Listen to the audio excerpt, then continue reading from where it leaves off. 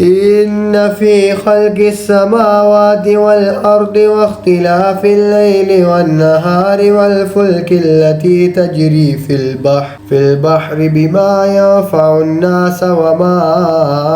أنزل الله من السماء من ماء فأحيا به الأرض بعد موتها وبث فيها من كل دابة وتصريف الرياح والسحاب المسخر بين السماء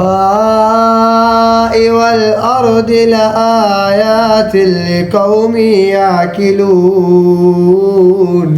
ومن الناس من يتخذ من دون الله أندادا يحبونهم كحب الله والذين آمنوا أشد حبا لله ولو يرى الذين ظلموا إذ يرون العذاب أن القوة لله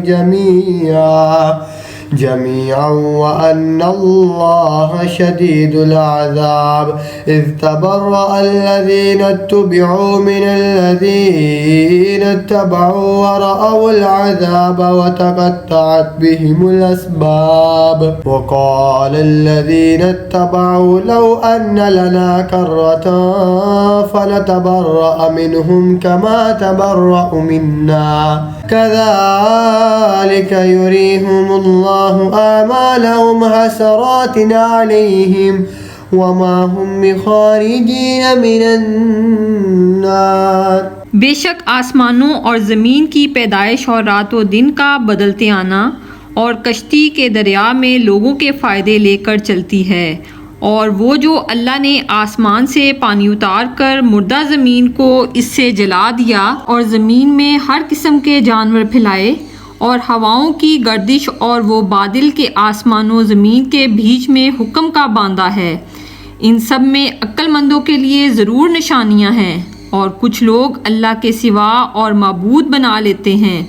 कि इन्हें अल्लाह की तरह महबूब रखते हैं और ईमान वालों को अल्लाह के बराबर किसी की मोहब्बत नहीं और कैसी हो अगर देखें जालिम वो वक्त जबकि अजाब इनकी आंखों के सामने आएगा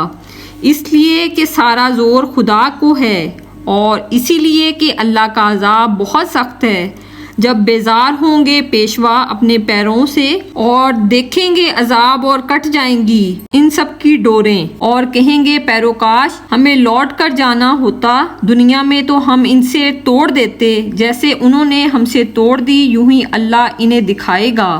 इनके काम इन पर हसरतें होकर और वो दोज़ख से निकलने वाले नहीं।